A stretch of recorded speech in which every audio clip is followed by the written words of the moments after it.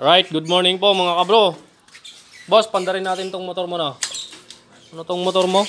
Crossover 125? Ay, 110 lang.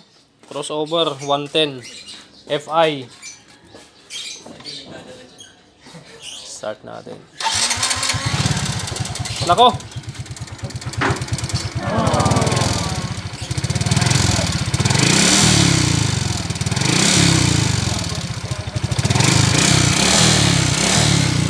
So, ang naging issue nito mga bro, kumakain ng langis.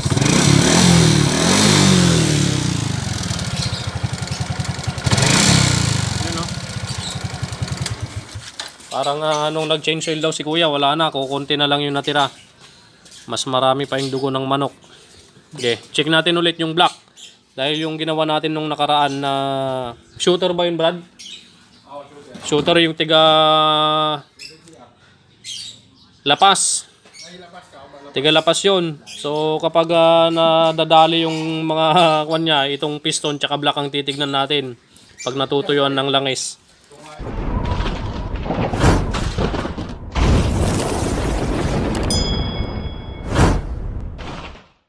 A few moments later. Iyunog mo, bossing. Yan from Binmaley. Binmaley, bossing. Binmaley, Pangasinan. Sige, bossing, iyunog mo to. Itapalamisan tayo.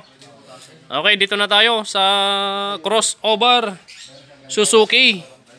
Ito na yung sinasabi ko sa inyo.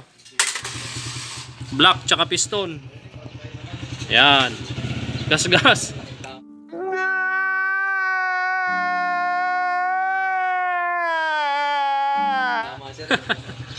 Gas-gas again. Block tsaka piston.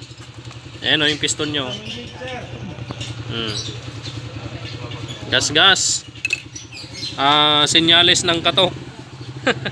Natuyuan ng langis mga kabro. Ayan o.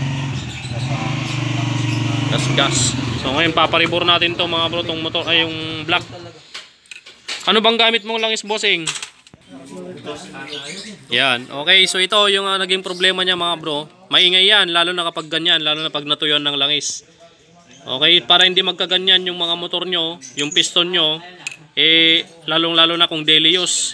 Mas maganda suggest ko sa inyo mga bro, every month, kung daily use nyo ginagamit. Ayan. Mas maganda para alagay sa langis yung kanyo, block tsaka piston. Ayan. Alright. One eternity later. Yun, tapos na natin mga kabro yung Suzuki crossover. Yung maingay kanina dahil natuyuan ng langis. Nakita nyo naman yung piston tsaka block. Merong gas-gas. So halos kumatok na tong makina ni bossing. Buti na lang naagapan niya. Pero gas-gas na talaga yung block. At least yung pin ng piston hindi pumakat sa may connecting rod. Yan, yun ang kagandahan nito. Hindi pumakat yung piston pin ng piston doon sa connecting rod. Okay, pandarin na natin. Dahil kung pumakat yung piston pin sa connecting rod, sigurado babato, overhaul, palit connecting rod pa. Right? Pandarin natin. Yun o. Ayos na. Smooth na ulit tong makina ni bossing. Crossover Suzuki. Yan. Ayos na. So mga kabro, yung ginamit nating piston dito, dahil dito sa paniki wala tayong walang available na piston na plug and play dito sa mga ganitong makina. Suzuki crossover, kapag pinaribor mo yung cylinder block nya, walang available si Kuya Owen na piston na plug and play. Kailangan mo pang tabasan yung ibabaw ng piston, yung gilid-gilid, tapos lagyan mo ng valve packet yung ibabaw ng piston. Dahil kapag hindi mo tinabasan yung gilid-gilid ng piston, tsaka hindi mo nilagyan ng valve packet, sigurado tatama yung valvula tsaka sa ibabaw ng piston. Yan, maingay. Piston knocking, valve knocking. Yan, tatama yung valvula sa piston kung hindi mo tatabasan yung gilid ng piston at lalagyan ng valve packet. So yun yung ginawa ko dito, tinabasan ko yung gilid ng piston, nilagyan ko ng valve packet. Alright, ayun na. So bale nakailang baklas din ako dito. Dalawang beses ako nagbaklas ng block dahil yung piston nga hindi siya plug and play, kailangan mo talagang tabasan. Alright, so di bale tapos na natin, oh. Napaka-smooth na ulit ng makina niya. Ayos. Yan, nandito pala tayo sa gilid ng bukid. Ano?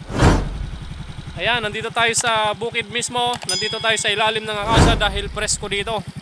Yan, dito tayo nagro-road test. Yan, dire-diretsong kalsada yan. Alright, so balik na tayo sa ating laboratorio. Goods na tong makina ni Bossing, oh. Oo. Pero break-in niya muna, smooth break-in muna. Wag Ay, kakumasa kanya ka bro, wag niyo Oo. nang barurutin ng barurutin. Oo. Ayan, nalagay na natin yung pairings niya mga bro.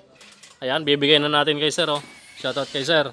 Shoutout sa mga meter reader na kasama namin. Mga meter reader sa taril ko. Pagawa. Ayan. Paggawa kay Kabro. Ayan, oh, shoutout kay sir. Ano pangalan mo, sir? Eric. Eric. Pasqua.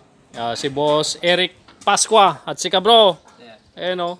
Meter reader yan ng taril ko. Yung pinaka-poging meter reader ng taril ko, mga kabro. Ay, yung t-shirt niya, yung jersey niya, may tatak ka, bro. Ngayon pa lang ako magpapasalamat sa sponsor ni ka bro. Yun. Oh my God! Wow! Alright, panda rin na natin para makaalis na rin si Bossing. Ayan. Ayos na. Napaka-smooth. At syempre, shoutout sa kasama ko. Ilang beses kang nagbaklas ng tambutso? Oh. Tatlo yata, dalawa. Tatlong beses ka nagbaklas ng tambutso kasi inulit-ulit namin mga bro dahil maingay, tumatama yung balbula sa piston. Baklas na naman, kaya ngayon nakuha natin sa tiyaga. Oh, makikita nyo yung andar ng may tiyaga. Smooth. Ayos na. Bossing. Goods na. Thank you.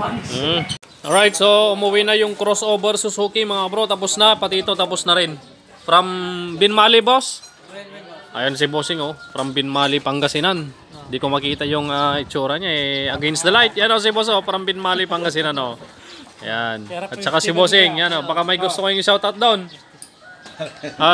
Shoutout ka bro, Binmali. Punta na kayo dito. Okay, so pinalitan lang ng kwanto mga bro, timing gear. Tapos pinaribor natin yung block. May gas-gas na, may kayod na mga bro. Tsaka, valve seal. Tapos clutch damper, tapos clutch oil seal, tapos kick oil seal. Ayan, okay na yung motor nila, Bossing. Pandarin mo na, brother Liton. Hindi natin narinig yung andar niya. Okay. Yung andar nito mga bro, normal lang naman na sa edad ng motor niya. May wiw-wiw na to, may halinghing na kapag naka-neutral na nire-regulasyonan mo kanina. Pero ngayon, pandarin mo, brother. Ay, regulasyonan mo pala. Bandar na pala. Yun! Ayos. Okay na, mga boss. Yan. At yung motor ni Boss Anthony, ayun o, patapos na. Convert to 5 speed. 5 speed transmission, yung TMX 155 niya. Ayan. Dinadali na ng mga kasama natin. Bossing, ingat sa pag-uwi. Marabyang kayon.